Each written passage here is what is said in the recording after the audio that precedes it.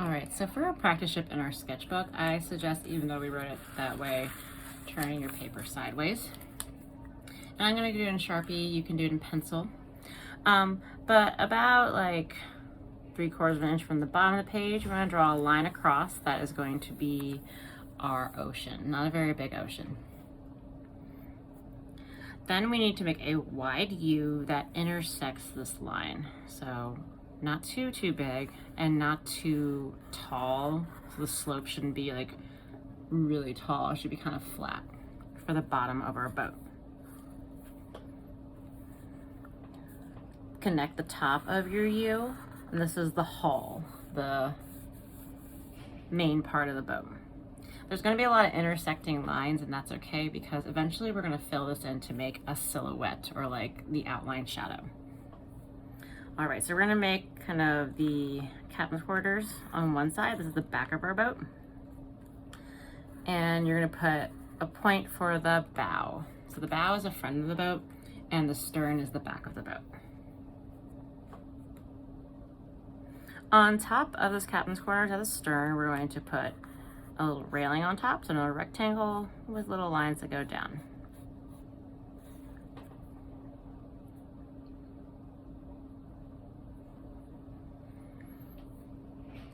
All right, so the next part we're gonna do are the masts and the sails. So I'm going to do 3, and I'm gonna do one kind of in the middle. That's the height of the page. I'm going to make it thick, so if you're using pencil, you can just kind of make a skinny rectangle. And then I'm gonna make 2 more that are shorter.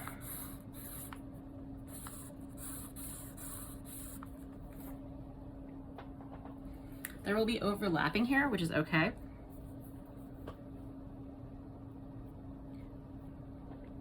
So actually, let's take a moment to fill in these masts so that they're completely darkened in. And go ahead and darken in your boat. This would also be, if you have a dry erase marker, you can use that too for filling in your boat. The risk I have for using Sharpie is that I might bleed through to the next page, which I personally don't mind, but you might care if you have something on that page.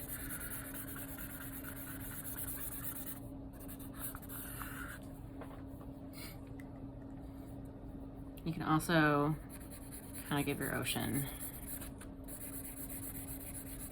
a shadow too. So you can take your time to color it in better than I am. But if you want to do it kind of quickly, kind of just do it all the same direction. All right, so let's talk about the wind and where we're going. So the boat's going this way. So let's start with, we're gonna have small flags at the top and 2 main sails on each one of these masts. So since the wind is going this way, I'm going to do tiny little flags at the top going that way.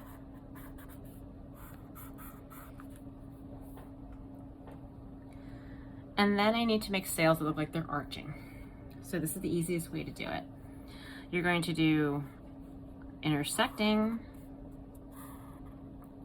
the mast 2 parallel lines. These are the top and the bottom of the sails. Then, since my wind's going this way, I'm going to do 2 curved lines that both curve to the left to make that sail. Go ahead and color it in.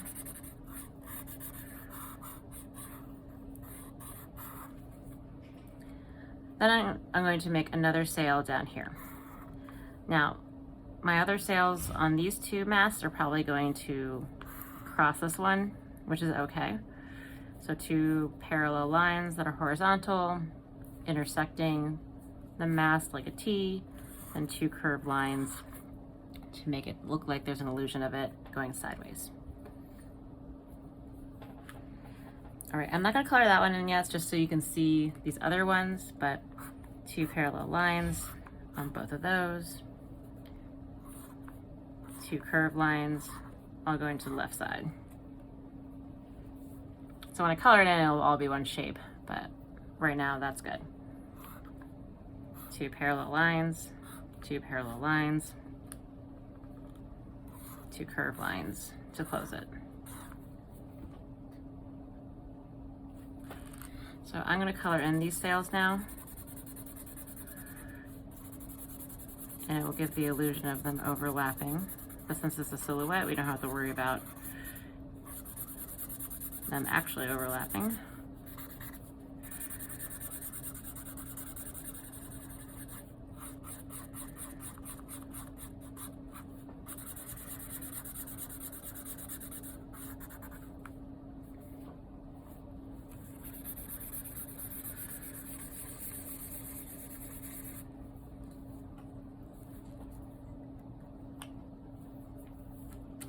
Pause if you need to, and then we're going to talk about tints and shades using crayons.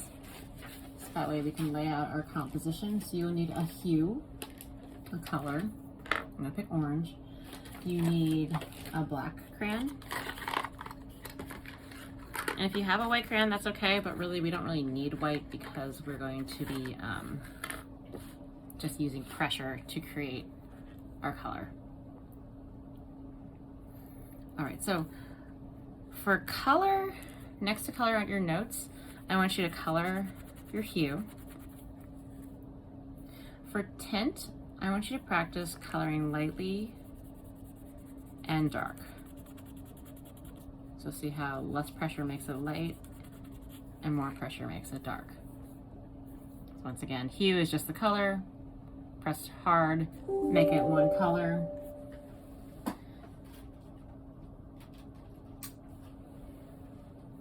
For tint, practice doing it lightly and dark.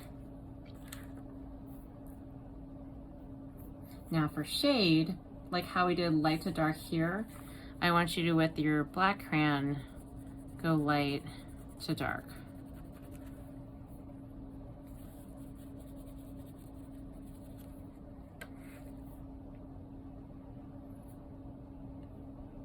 Once you have put the light to dark black crayon down, we're going to layer it with an even coating of your hue. So in between there, you'll see dark orange to like a medium gray orange to like normal orange. And that's how we'll create it in this picture.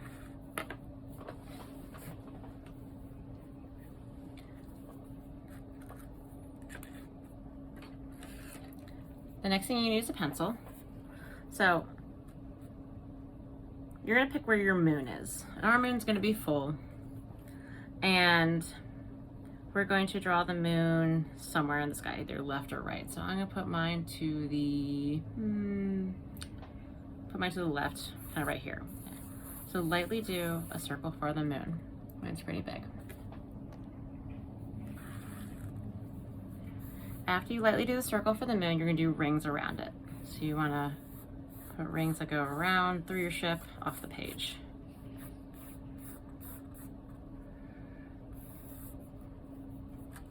So I have my moon, 1 ring, 2 rings, 3 rings. You could have more than that. But what I'm gonna do is I'm gonna keep the moon white. This is gonna be a tint. Maybe I'll do a few more just to show you the different kinds of tints and hues you can make.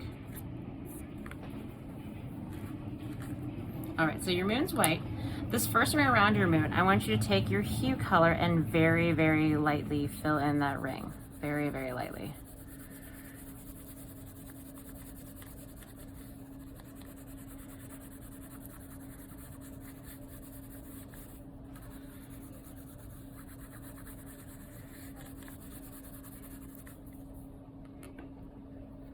If you have a white, you can do what's called burnishing. So it's not really gonna add any lightness to your crayon, but if you're using a white and it's waxy, it's going to kind of blend it a little bit. So think of it as like kind of smudging it a little bit. Not necessarily making it lighter, but smudging it, which is called burnishing. Then like this, the next ring needs to be a little darker. So the next ring is going to be a little more like normal orange. I'm going to try to make it so that way this ring is like a medium orange. Not pushing so hard yet that it's the hue color yet.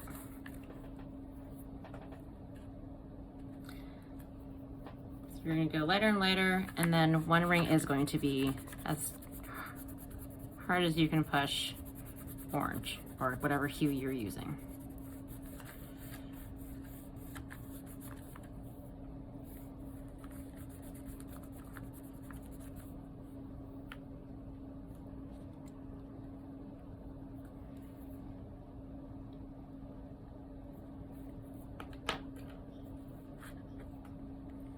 Once you've done your hue, I have two more rings, like one right here and one kind of behind my title.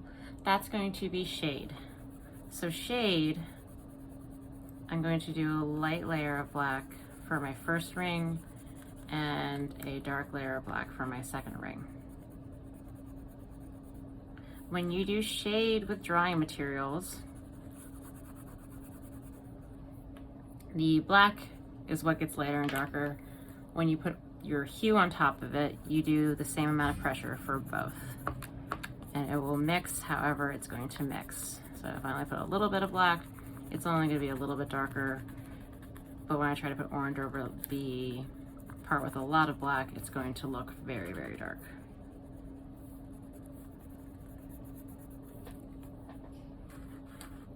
All right, and there you go.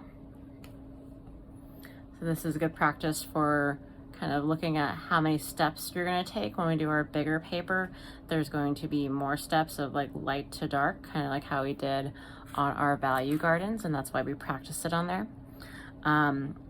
And we will go over, when we do a real one, we'll probably do our sky first, and then when it's dry, sketch our ship on it and then paint it in black. And then there's gold paint too, which we'll use for highlights.